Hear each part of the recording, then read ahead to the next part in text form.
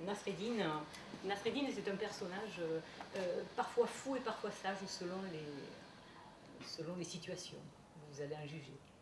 Aujourd'hui, Nasreddin a réussi à ramasser un petit peu d'argent et il se dit qu'il va pouvoir acheter des ânes et les revendre. Et que là, en achetant les ânes en gros, si on peut dire, et puis les revendre en individuel, il va quand même avoir un certain bénéfice. Donc il va au marché et il achète 10 ânes. Et pour être sûr de les surveiller, il les met l'un à la suite de l'autre devant lui, les 9 ânes devant, et il monte sur le 10e et il part chez lui. Et il y va. Il avance et il réfléchit. Vous savez, comme Perrette, il se dit, je vais quand même faire de l'argent, je vais faire du bénéfice et ça va me rapporter.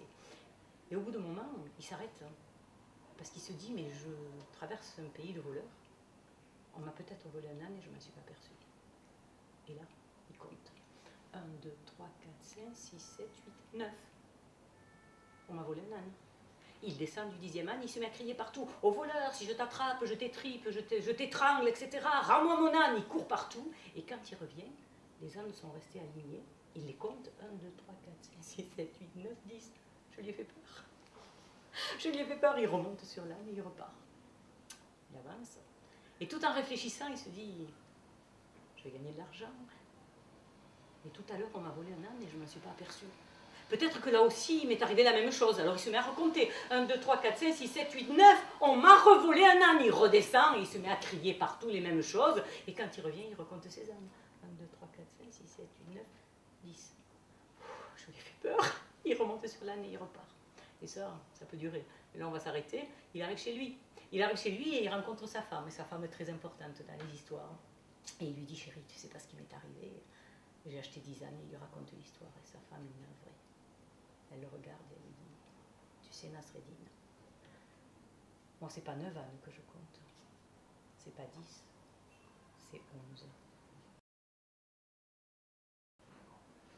Il y a souvent des histoires d'ânes avec les Nasreddin, et dans mon histoire à moi, Nasreddin n'a pas 9 ânes, 10 ânes ou 11, il en a un, et il va au marché avec son âne.